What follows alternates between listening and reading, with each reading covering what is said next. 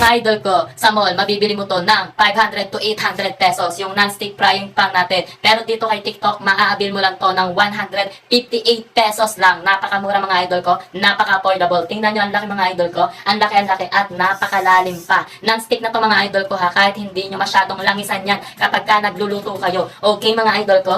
Ang ganda mga idol, ang laki mga idol oh.